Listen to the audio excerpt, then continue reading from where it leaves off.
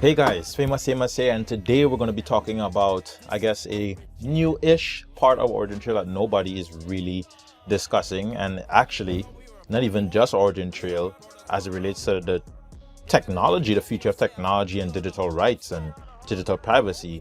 It isn't really being discussed how the digital rights and digital management space is going to evolve at the consumer level. Nobody's really identifying like how will blockchain interact at the consumer level. How will you as a user or as a viewer of my channel right now interact with your data rights?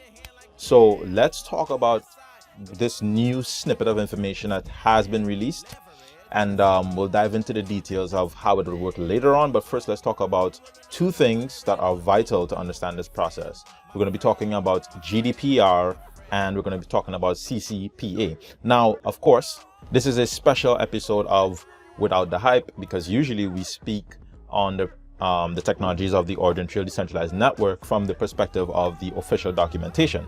But because this, was so juicy, I thought to myself, maybe I should just do a special episode on this itself. So let's break down everything GDPR, DSAR, and CCPA related, and let's dive into the juicy details about how Origintrail will be the backbone of future data privacy rights, of everyone's future data privacy rights. Now, let's begin. I know you thought you bought VJ. Nah, this is Origintrail. Come on. What we're really going to aim at is DSAR. That is where you will see the ODN in action. But in order to really understand that, you're going to need to understand why DSAR, how DSAR came to be, which is through the Data Privacy Acts that has been passed, such as GDPR, the General Data Protection Regulation. For those of you who do not know what GDPR is, the General Data Protection Regulation is a regulation in EU law on data protection and privacy in the European Union and the European Economic Area. It also addresses the transfer of personal data outside the EU and EEA areas. The GDPR's primary aim is to give control to individuals over their personal data and to simplify the regulatory environment for international business by unifying the regulation within the EU. Now, of course, data protection rights, we can talk, if we're talking about data, we're talking about since the invention of the computer. And Lord knows how many data hacks and data breaches we've had since then. Even at the government level, at every level of society as it relates to computer networks, we've probably had every kind of breach known to man. Of course, the most secure platform to date, so the most unhackable platform that to date has been Bitcoin for the last 10 or however much years. So Bitcoin is really something that the world has not seen. It's a new level of security that the world has not seen or has not yet begun to leverage. And well, that's a whole nother conversation. But let's get back to data rights. As you know, so in the last 25 years, no one was really talking or thinking about data protection or data rights in the sense that data itself is a first-class citizen. We talk about building Web 3.0, which is the new standard of, I guess, this web internet economy that we're trying to create. But the original internet was not really built for large-scale mass adoption. It was built really to share data between a few organizations, be that school organizations or military use cases. Those were kind of all you would really use the internet for. But of course, as smart as we are, we found ways to leverage it in different modes and different facets, and different ideas were built upon it. So we started expanding into the consumer range of the internet. So the internet started becoming more open and more used across the world, became more globalized. So what does that mean? Well, anything that is built for small scale use cases and is then launched into large case use cases what do you see? Well, all the space in between small and large, you start seeing spaces appear, gaps, loopholes, security issues, things that you didn't think about because, well, it wasn't designed for that. So what you do is you build a stopgap, something to patch the issue at that level. But, you're not going to solve all the issues, because as you fix one thing, you might throw something else off balance, which then creates another loophole. And it's just game of like constantly chasing your own tail. So what we're trying to do with Web 3.0 is rebuild the internet from the ground up with security and privacy in mind. Now, this itself is a core fundamental technology, perspective that is largely ignored by most blockchain projects today. The privacy by design methodology is literally innate to the Origintrail decentralized network. We talked about this in the first Without the Hype episode, but now it's showing why it's so important why do we even care that this platform is built with privacy first? Privacy first. Why do we care? Well, this is why we care. We want to build a new Web 3.0 system, or any system that can scale to the use case of millions, a global economy that can scale to global sizes, but still has the privacy intact, still has security intact, and still can function without any lag or issues and so on and so forth. So this is why when you look at the Origintrail technologies and the way it's built, you can tell that they're a team of professionals and true technologists that understand how we got to the state of technology that we are today. They get it, and they're building upon that idea. So the reason why I went off on that tangent is because it's important to understand why we want data privacy rights now. So when we think about things like Cambridge Analytica, that was a big issue. These entities like Facebook, Google, they leak our data, they get hacked, sometimes unintentionally, not saying that they're always evil, but sometimes they do perpetuate and support evil causes. And as a private entity, maybe we see it as evil, but maybe it's super economic for them. So as a business, it's just a good business decision to make. But what about the people? What about the rights? What about the data rights? And that's really where the world is today. Today, companies, organizations, governments, and even people, consumers, care about the rights and their data rights. So that's why we see things like GDPR, the General Data Protection Regulation, and the CCPA, the California Consumer Privacy Act, coming into power, because now these organizations and entities and governments are taking our data rights seriously. People are taking their data rights seriously. Of course, if you're paying attention, you would have noticed that I just said the EU and California. So what happened to the rest of the world? That should give you an idea that data protection and data rights is at the forefront. This is the beginning of nations and people starting to care. So whoever, first come, first serve as usual. Whoever starts building on these platforms today to support the future, to allow other governments and other nations and other companies and other people to easily onboard into some sort of system that supports GDPR, CCPA, and whatever else is to come, they will win the prize. And guess what? Origintrail is there. But we'll deal with that at the end of the video. First, let's get through explaining how we as consumers interact with GDPR and CCPA, and of course some companies.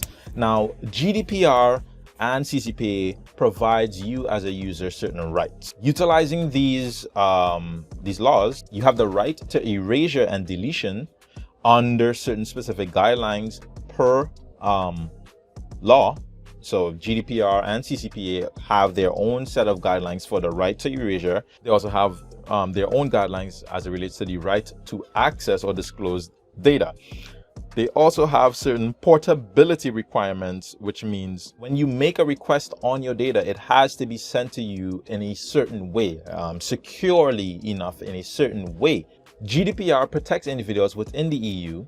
It applies outside of the EU when a company sells products or services to individuals inside the EU or when individuals are targeted or monitored. It covers processing of personal data defined to include any operation performed on personal data, including collection, versus the CCPA, which the California Consumer Privacy Act protects consumers who are residents of California, including households. It covers collection, processing, as well as the sale of PI. PI is personal information. Well, what exactly does the GDPR and CCPA hold? What do they know? What do they have? Good question. Let's get into that. Anything that can identify you, be that your IP address, your aliases, any sort of audio or electronic or visual data, or anything that is PII, personally identifiable information, the GDPR and CCPA protects that PII. If you don't comply to GDPR, you can face hefty fines. They're really taking data rights seriously. So organizations really want to make sure that they comply because it can get pricey. Now let's talk about CCPA. Now the CCPA applies its requirements to any organization that has more than $25 million in gross revenues annually. Any organization or person or entity that deals with selling more than 50,000 consumer or household devices that have, personal information, or any entity that relies for more than 50% or more of their annual revenue from the sales or selling of consumer personal information. So any of those organizations or anyone that falls or anything that falls within those brackets, they can get hit with fines. Now, what fines are we talking about? Here are the numbers. If it is an intentional leak of information, they can be hit with $7,500 fine per person. If it's unintentional, it can hit $2,500 per person. So we're talking about when we see these data hacks of like millions of accounts hacked, or even if you're a small entity and you've only lost like the compromised data of 10,000 people, that could be enough to shut you down completely. So you're going to want to make sure you comply. And well, of course, complying with GDPR and CCPA itself is costly because you have to think about how are you going to store these customers' data? How are you going to secure the data? And when they request their data, how are you going to get it to them securely? This is all adding extra overhead that could head into the thousands, millions, if we're talking about you're servicing millions of customers. So companies or technologies that can quickly grasp that and start building out solutions that help organizations and governments on board into this will win. And this is where we start talking about what a DSAR is. So what is DSAR and why do we care about it? Well, DSAR stands for Data Subject Access Request. So this is how consumers leverage the GDPR or CCPA laws. You make a data subject access request about your data. You want to know where it was used, how it was sold, all that stuff. You're requesting this data. So it's up to the organization to present that information to you. So of course, if each company has a different way that they want to store the data, of course, this could be done differently. Each company could have its own proprietary DSAR request management system or DSAR management system, and whatever. It could be all isolated. Maybe IBM could have their own, Microsoft could have their own way of doing things, Google could have their own way of doing things, whatever. That's fine. But it can get costly to distribute the data no matter who you are. And let's talk a little bit about that because you're going to want to understand what exactly a DSAR request entails. So let's dive into that. The first step of a DSAR request would obviously be to register and log in and authenticate the DSAR. Companies need an easy way to receive, log, and authenticate the DSAR, and automatically notify the person and company leads. Step 2 would be the collect personal information, gather the information that is queried. Thirdly, you want to review the information, of course, and then safely deliver the information to the customer. Of course, along each of those steps lie potential security flaws or issues for your organization. For example, if you can't get into any DSAR system to register, or you just don't have DSAR, you're not compliant. So that's a problem. Second, collection of the personal data. What if you collect the wrong person's data and send it to the wrong person? Send it to the wrong company, wrong agency. That's gonna sting your pockets. What if in the third step of the process, which is the review process, the audit and data minimization process, steps are missed? Things are not done 100% correctly. That's gonna cost your company again. And in step number 4, safely deliver to the customer. What if you are using a system that is unencrypted emails, or you have a database somewhere that is also unsecure? Well, that's gonna cost your business. So this is why we need systems that, as governments and nations and companies hop on board, we need systems that can scale to that mass, to that level of usage, and not compromise the back-end utilities of having a DSAR or having DSAR CCPA and creating DSAR requests. So, well, to say DSAR requests is not totally right, because the R is request. But anyway, neither here nor there. This is where we start talking about Origintrail and what Origintrail is doing to automate and secure and overall facilitate the DSAR industry. I'm not sure if to call it a DSAR management industry. That itself can be an industry. So yes, the DSAR management industry, I do believe Origintrail is at the absolute forefront, pinnacle of DSAR management moving into the future age. So let's just dive into the linked data release by the Origintrail team and scroll all the way down to the bottom, and we get this piece of information here. GDPR related data provenance and portability, enabling web portals to transparently and with integrity show their visitors the provenance of personal data. Basically, where their personal data is coming from, all the back-end data behind all the back-end information behind their data, so that you can make good decisions on this entity, this website, this thing, and how it's being used, enabling them to easily extract all personal data and transfer it to another service. Do you hear that? That's crazy.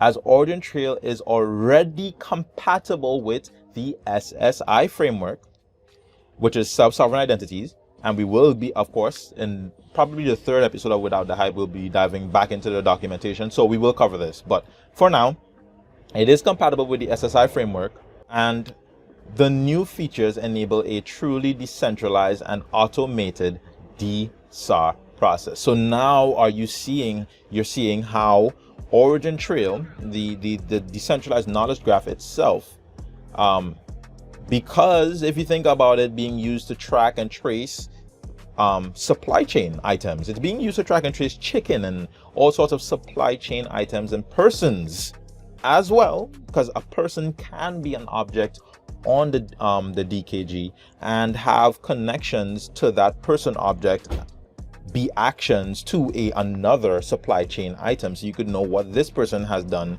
at this item in the supply chain at this time.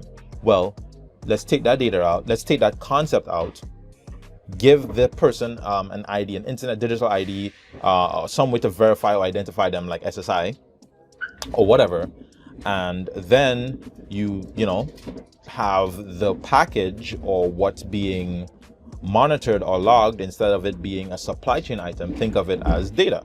So now you have a person leveraging the decentralized knowledge graph to track their data, the same way an entity would leverage a decentralized knowledge graph to track a supply chain item a person can leverage the decentralized knowledge graph to track their data and where it's being used, and can also move that data. So in this tweet, shout out to Maverick Zill, who actually squeezed this information out of Zigga, which then prompted my video. As you can see down below, I was like super hyped. So when we check what was leaked, or not really leaked, but offered to the community through Zigga's tweet here, we see that with Open Provenance Knowledge Graph, or Open PKG, our objective is to build on the existing open source components and create a decentralized knowledge graph for improved governance, portability, and privacy of personal data. As a part of the project, we propose to create an open source infrastructure foundation that will primarily tackle the challenge of data transparency, but also significantly improve state of the art of the other two subdomains. Our objective is to utilize that open source foundation and design a system that organizations can use to automate their GDPR compliance and have a transparent way of handling personal data. Do you see the power and magnitude of the decentralized knowledge graph? This is Origintrail tackling the personal data space, expanding beyond traditional supply chain use cases. We are seeing actual adoption of the Origintrail DKG in other use cases, which is very exciting. So how exactly will this work? Now, this, of course, is where we enter speculation. I speculate it'll obviously function in the same way that the supply chain use case functioned. So I assume that these companies will still, of course, have to manage their own backends, but the difference is they will then attach their backends to this Open PKG, which then filters the data from their backend into the decentralized knowledge graph on the Open, the ODN. And then in the same way that you can query the network to find a particular supply chain item, you can query the network to find the personal data of a particular object based on the ID or SSID that uniquely identifies them and all the data that is connected to whatever. I assume that is how it will work. Obviously more details to come, but at least we can see that Origintrail is at the forefront of technology itself, more so than anything we see in the world today, more so than anything we see in crypto today. Nothing is really at this level yet. So stay tuned for more. And of course, in the third episode of Without the Hype, we will go deeper into other things, but I'm glad you guys stuck around. Like, share, and subscribe. And by the way, thanks to Zigga. If you're watching this video, shout out to Zigga for and Trace Labs for sharing the music video. I honestly didn't think it would have been received the way it was, because it was just a fun video and people usually think my humor is a bit much, but hey, all is well, all is Del. Have a good one. Peace. I know you thought you bought VJ. Nah, this is Origintrail. Come on.